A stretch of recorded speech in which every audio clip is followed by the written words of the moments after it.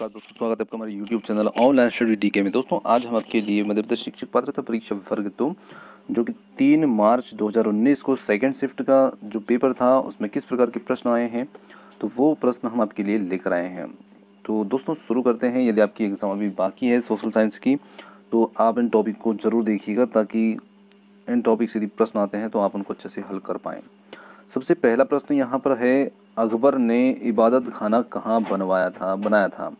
तो मुगल वंश से ही प्रश्न जो है, ज़्यादातर मुगल वंश और मौर्य वंश से प्रश्न जरूर आ रहे हैं, तो आप दोनों वंश को विशेष ध्यान दें। तो अकबर ने इबादत खाना जो था, जिसे प्रार्थना सभा भी कहा जाता है या मीटिंग हॉल भी इसको कहा जाता था, तो ये बनवाया था फतेहपुर सीकरी में। तो ये फतेहपुर सीकरी में इबादत खाना बनवाया था।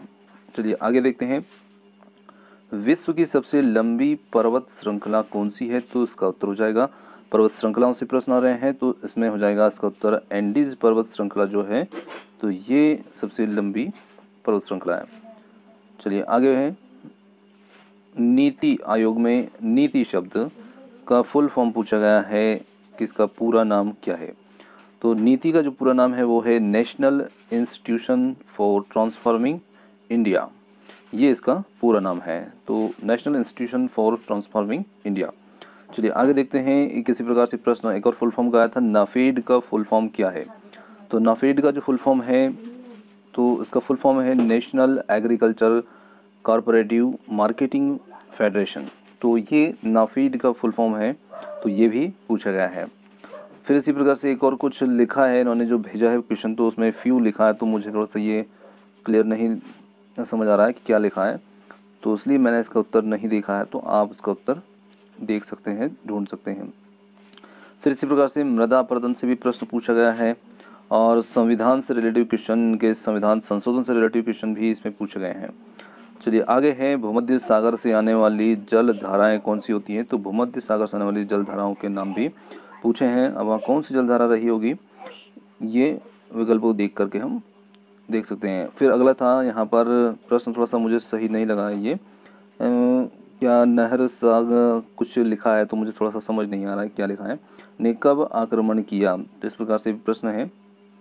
अगला प्रश्न था, चांद बीबी ने किस शासक से अपने राज्य की रक्षा की। तो चांद बीबी ने अकबर की मुगल सेना से अपने राज्य की रक्षा की। तो ये चांद बीबी जो है हुमायूं की बीबी का नाम भी है। अगला प्रश्न है, पाकिस्तान ने भारत पर कब आक्रमण किया। तो पाकिस्तान ने भारत पर, जैसे भारत और पाकिस्तान के बीच में 4 युद्ध हुए हैं, तो उसमें 1948, 1965, 1971 और 1999, तो कोई सा सन वहाँ पर जो भी होगा आप देख करके आसानी से समझ सकते हैं। फिर अगला प्रश्न जो है, विक्रमशिला गंगा अभ्यारण्य कहाँ है। तो ये कुछ अभ्यारण्य का भी एक प्रश्न है जो डॉल्फिन के लिए एक अभ्यारण्य होता है, तो ये भागलपुर के अंदर ये अभ्यारण्य है। फिर बच्चों में उचित शब्द का प्रयोग किस उम्र में करता है बच्चा, उचित शब्द का प्रयोग। तो ये बाल मनोविज्ञान से प्रश्न पूछा गया है, जिसमें बच्चा किस आयु में उचित शब्द का प्रयोग करता है। फिर इसी प्रकार से एक और प्रश्न बाल मनोविज्ञान पर है, शिक्षक प्रक्रिया के 3 घटक कौन से होते हैं। तो शिक्षक प्रक्रिया के जो 3 घटक, शिक्षण है ये शिक्षण प्रक्रिया के, तो शिक्षण प्रक्रिया के 3 घटक होते हैं, शिक्षक, बालक और जो विषय वस्तु या पाठ्य वस्तु होती है वो पुस्तक भी समझ सकते हैं उसको हम। ये 3 चरण होते हैं। फिर इसी प्रकार से नाफेड का या कुछ फुल फॉर्म है, तो ये हम देख चुके हैं नाफेड का। फिर एक गैंग एज से भी प्रश्न पूछा गया है और इसी प्रकार से माइक्रो शब्द का प्रयोग किसने किया। तो ये भी एक क्वेश्चन जो है ये पूछा गया है। और इसी के साथ साथ ग्रांड ट्रंक रोड का निर्माण किसने किया है। तो ग्रांड ट्रंक रोड का निर्माण जो है, वैसे तो ये चंद्रगुप्त मौर्य के शासनकाल में ही देखने को मिला है, परंतु बाद में शेरशाह सूरी ने इसका पुनर्निर्माण करवाया है। तो शेरशाह सूरी या चंद्रगुप्त मौर्य दोनों में से कोई सा भी उत्तर यहाँ पर रहा होगा। अगला है, फ्रेंच शब्द का अर्थ कुछ लिखा है, थोड़ा सा स्पष्ट नहीं है, पुंज या पंच क्या लिखा है, शब्द का अर्थ पूछा गया है। इसी प्रकार से आत्मसिद्धि का सिद्धांत जो है ये किसने दिया है। तो आत्मसिद्धि का सिद्धांत बाल मनोविज्ञान के अंदर पूछा गया है।